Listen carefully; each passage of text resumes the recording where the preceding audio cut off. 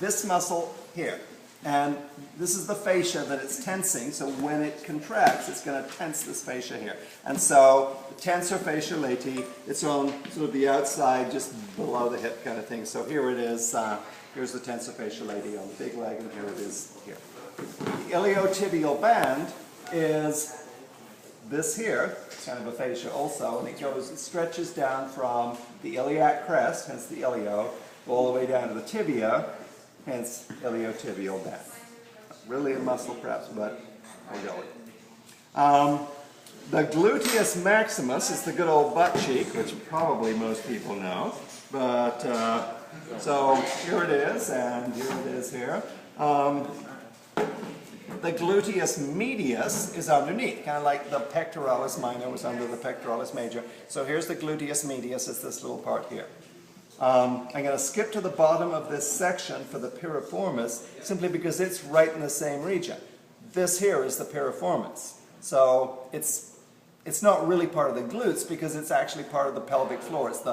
There's a bunch of muscles that kind of are like this in the pelvic floor, and the piriformis is the back one, and so we see it there on the back. And so, in this model, gluteus medius is up here and piriformis is over here. The adductor group, adducting means I'm going to close my legs together, so muscles have to be on the inside of my thigh in order to contract and pull them together. So, here we go, here's the inside of my thigh. So, these muscles here are the adductors. The muscle that is a band-like muscle that goes down my inseam is the gracilis, sometimes called adductor gracilis, but you can just put gracilis or adductor gracilis. And so it goes down the inseam. A little hard to see on this one because, well, there it is, but it's kind of obscured by the pole. And the other two main adductors are these two chunky fellows here, the adductor magnus and adductor longus. So when we look at it here, so here's our adductor group, we can see this looks a little bit longer just because we can see more of it, so we can say to ourselves, okay, we can cheat and remember this is the adductor longus and the magnus. Or you can say, well, longus would come before magnus alphabetically, so longus is at the front and magnus is at the back. But either way, this is the adductor longus, this is the adductor magnus. And so from the back here, yeah, I can see the adductor magnus here, and I can probably see the adductor longus here. So they're all right on the inside of the thigh.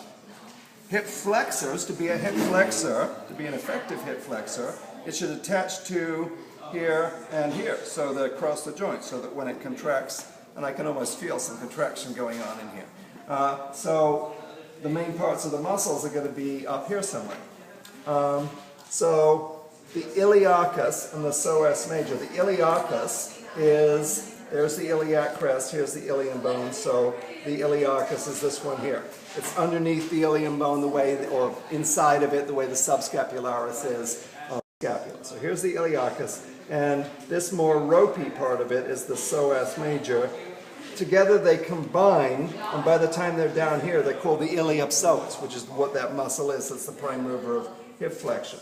But up here, we can distinguish between the iliacus and the psoas major. And the psoas minor is pretty small, and if you can't see it well, just forget it. So that leaves one other muscle in this section, and that's the sartorius. So the sartorius, like the gracilis, is sort of a band-like muscle, but the gracilis goes right down the inseam. The sartorius starts at the outer hip and goes diagonally to the inner knee and ends up being the longest muscle in our body.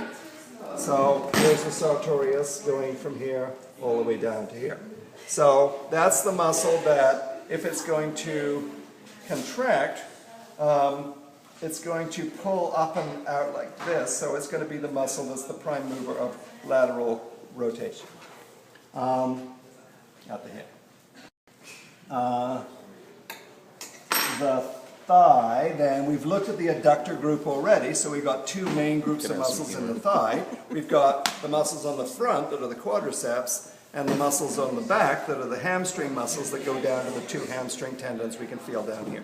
So looking at the quadriceps first, we can see 3 of the 4 muscles here. We've got the rectus femoris going right down the middle, straight down the middle, and then the vastus, simply means vast or big. And then we got to align ourselves and make sure we've got medialis, vastus medialis, and vastus lateralis.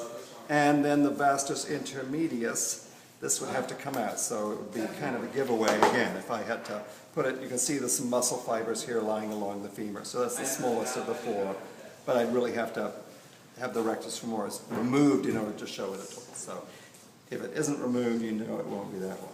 So it's a little bit like, as I was explaining to the other people, a little bit like a hot dog in a bun. We've got the rectus femoris here, vastus lateralis medialis on either side, and then the bottom of the bun is the vastus intermedius.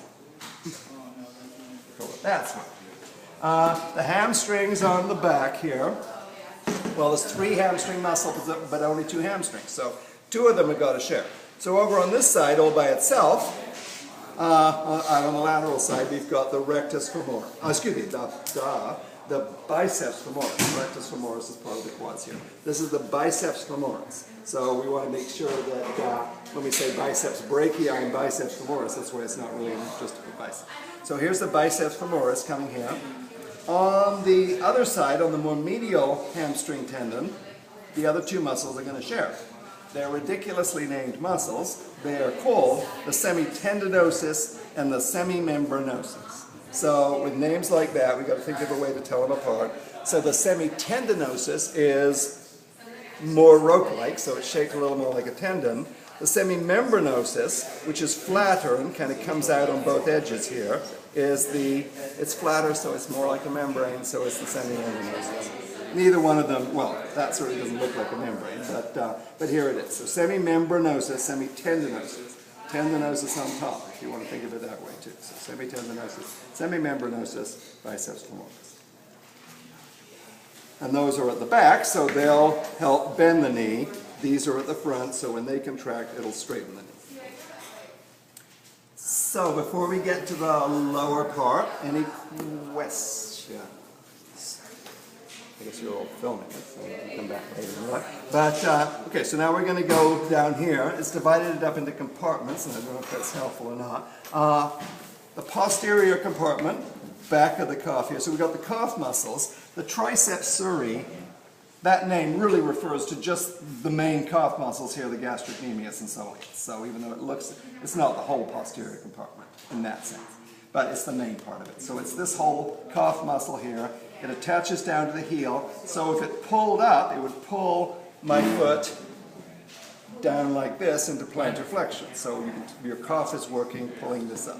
So the gastrocnemius is the main calf muscle, and then the soleus is a little flat muscle underneath. Well, when I say little, I mean comparatively. It looks like a little Dover sole. So there it is, swimming along. And so soleus, well, you know, like a fish. So, or like a sole of a shoe, maybe. But I think, yeah. So it looks like a little flat fish. And there's its eye. No, maybe not. So it could mark the soleus by taking this piece off, or even if it's attached, you can still see it on the edges, kind of like you can with the semimembranosus. You can see it on the edges, even if it isn't taken off. So here's the gastrocnemius, but you can see the soleus here, and you can see it here. So is that something that you would leave it on but point to the side for a test? In other words, if it was left on but pointed to the side, that would be soleus, or if it was taken off and shown from the back, it could also be taken off. I think it's going to be dealer's choice. No, it's nice. It's good to be just like that. It's going to be dealer's choice. So you be ready for where the soleus is. Okay. But then if we do take it off, we can see a couple of other muscles here. This muscle, which I can sort of see even with this attached here, is the flexor digitorum longus. It doesn't really look like it's going to flex the toes, but actually it scoots down underneath, comes out here, and it's going to attach to some of these tendons, and it's going to, when it contracts, it's going to bend my toes. So flexor digitorum longus is here. The tibialis posterior sort of a fairly weak muscle, and here it is attached. Here's my tibia, so it actually runs down the back of the tibia, and eventually its tendon comes out and attaches along around here, and it is the muscle that is going to pull the foot for inversion. So when it comes behind the tibia and around to the inside, it's going to create inversion. So that's why it's the prime mover that way. So we only can see a little bit of it here. So if this is not taken off, you can pretty much forget the tibialis posterior, but if it is, then there it is. So there's the flexor digitorum longus, and that little guy is the tibialis posterior. Okay, so then we're going to move on from that. We'll try and get this down. Now we've got the lateral compartment. So we've got to think, well, what's lateral? Okay, so the big toe is the middle, and the little toe is the lateral side. So lateral means over here. The fibularis. Peroneus is an old name for it, so you can pretty much ignore that. The fibularis, there's my fibula. Fibularis longus is this muscle here, and it's attached to the outside of the foot, so it would be the muscle for eversion like this. It would pull up from the outside, because every muscle is going to shorten in the direction where it's attached. So fibularis longus is this. The brevis, the little short head, is just here. So this is the fibularis brevis. Most of this is fibularis longus. But this one you can see has a separate number. And that just leaves the anterior compartment. The tibialis anterior is much more obviously next to the tibia because there's nothing in the way. So here's my tibia. Here's my tibialis anterior. It comes down here, anchors to the top and front of the foot there, so it's going to be the muscle that's going to let me go into dorsiflexion like that. When it shortens, it's going to pull the foot up like so. So there it is, tibialis anterior, just anterior to the tibia, as its name fortunately suggests. And then the extensors for the toes. Extensor digitorum longus, here it is, and we can see that it's connecting right to these tendons that if it pulled on them, is going to straighten those toes. So there's extensor digitorum longus. Extensor hallucis longus. So when you're hallucinating, you're thinking of your big toe or something, because hallucis refers to the big toe. So this muscle here, which looks small, but actually is a fairly good size, it's just mostly underneath, is going to go down and do the big toe separately from the others. In my hand, each finger can work separately. In my foot, if I want to lift my big toe, I can do it independently, but the other ones, it's pretty hard to drum my toes. These four pretty much go together, and then the big toe separately. And there is, just like there was a flexor digitorum longus that we saw right here, there's also a flexor hallucis, which pulls the big toe separately, but it wasn't on our list, so I didn't show it. But we can see it more clearly here. This one's clearly going to those. This little one is clearly going to that one, hopefully clearly. And this one doesn't really go all the way to the big toe, so here's the tibialis anterior. It just stops on the bone here. Any questions on those? Any ones you want me to go over again? Okay, so do a good job on